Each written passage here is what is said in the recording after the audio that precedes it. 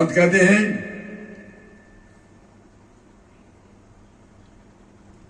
कर सतसंग खोज घट भीतरे और खोजा खबर पड़ेला साधो भाई हरदम हरी रवे भेड़ा।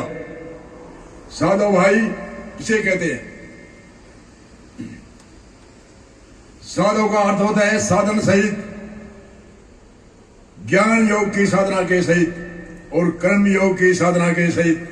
ज्ञान योग में 8 प्रकार के अंग होते हैं, उन सहित विवेक, वैराग, समाधि, मोक्षता, सत्सप्ति, श्रवण, मनन, निधि, ध्यास आदि।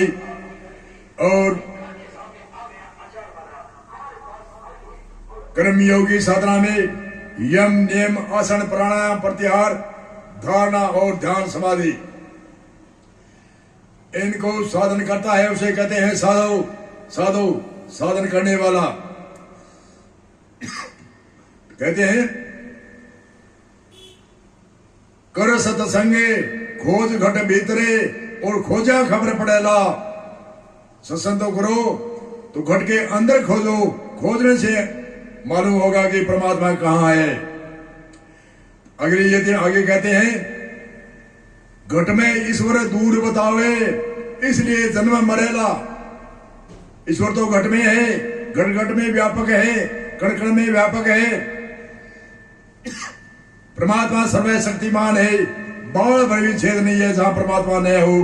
परमात्मा ठसाठस रूप है, घन रूप कह दो चाहे ठसाठस कह दो। और घन रूप घट में ईश्वर दूर खोजते इसलिए जन्म मरेला। जो जन हरि को दूर बतावे 84 भूतेला, ये निश्चय बात है। जो हरि को दूर बताता है, जो इशारा करता है, कभी आकाश के ऊपर करता है, कभी इधर करता है, कभी गोकुल, मथुरा आदि अनेक तरह के इशारा जो हमारे नाम, रूप, लीला और धाम अवतारण की है उसी तरफ अंगुली करता है। उनको ये मालूम नहीं, ये प्रेरणा है। वहां हमारे ऋषि मुनि हुए थे, उन प्रेरणा से मध्यम और कनिष्ठ जिज्ञासु को प्रेरणा सकती है। और जो परमात्मा को खोज रहा है तो घट के अंदर खोजा जाता है। इसलिए दूसरी यति में कहते हैं घट में ईश्वर दूर बतावे इसलिए जन्म मरेला। घट में ईश्वर दूर खोजते 84 भूतेला, ये निश्चय। ईश्वर तो घट में है और बताते दूर है। ये प्रेरणा है, हमें बहुत सी ऐसी है प्रेरणा। चित्र के द्वारा प्रेरणा मिलती है, स्थान के द्वारा प्रेरणा मिलती है, मूर्तियों के द्वारा प्रेरणा मिलती है। अनेक हमारे ऋषि मुनियों की एक समझाने की मध्यम, कनिष्ठ और जिज्ञासु है, साधारण जिज्ञासु है। उनको समझाने के लिए अनेक तरह से चित्र बनाए हैं। जिनका चित्र है नहीं फिर भी उनका चित्र बनाया है। क्या लक्ष्मी का कोई चित्र है? पर तो लक्ष्मी का चित्र बना करके प्रेरणा देते हैं कि लक्ष्मी होती है।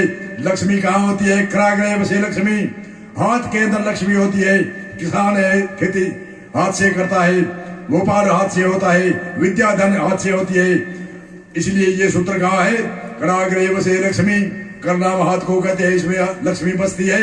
परंतु चित्र का एक प्रेरणा दी है, ये लक्ष्मी है, ये फूल पर बैठती है, ये हाथ फूल है, इसके ऊपर लक्ष्मी है। क्यों है लक्ष्मी?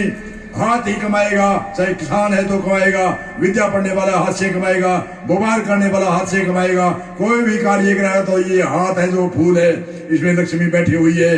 परंतु बारे चित्र के द्वारा, चाहे कागज की मूर्ति हो, चाहे पत्थर की चित्र मूर्ति हो, चाहे कोई सोने चांदी आदि की मूर्ति हो, उसे हमने समझाने के लिए प्रेरणा ऋषि मुनियों ने दी है। और दूसरी एक और उदाहरण देते हैं सरसावती। सरसावती की हम पूजा करते हैं, प्रेरणा मिलती है। प्रेरणा देनी भी चाहिए। जो नए नए बच्चे हैं जिनको ज्ञान नहीं होता उनको प्रेरणा देते हैं। लक्ष्मी हमारे कंठ में, सरसावती हमारे कंठ में होती है। और प्रेरणा दे करके ऋषि मुनियों ने एक चित्र बनाया है, बीना दिया है और उनकी पूजा करके और हमारे कंठ में धारण करने के लिए ऋषि मुनियों ने एक बच्चों की और अज्ञानियों के समझाने के लिए प्रेरणा दी है कि मध्यम और कनिष्ठ जिज्ञासु है, चाहे कोई बालक है चाहे बालिका है, उनको समझाने के लिए चित्र की मूर्ति बनाई है। चाहे सोना की मूर्ति हो, चाहे चांदी की हो, चाहे कागज की हो, चाहे कैसी भी मूर्ति होती है। और सरस्वती का हमारे कंठ में वास होता है। एक संत की यति भी है, सुरसत के भंडार की बड़ी अपूर्वे बात, ज्यो ज्यो करते त्यों त्यों बढ़े, बिन कर घटे जाय। सुरसत के भंडार की वड़ी पूर्वे बात, जो जो खर्च है त्यों त्यों बढ़े, बिन खर्चा घटे जाए।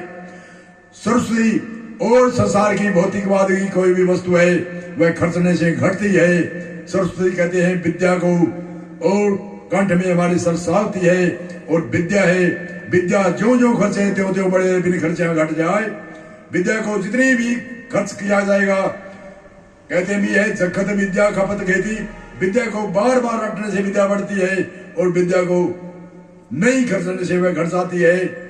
इसलिए हमारे ऋषि मुनियों ने चित्र के द्वारा प्रेरणा दी है, समझाने के लिए उपदेश दिया है।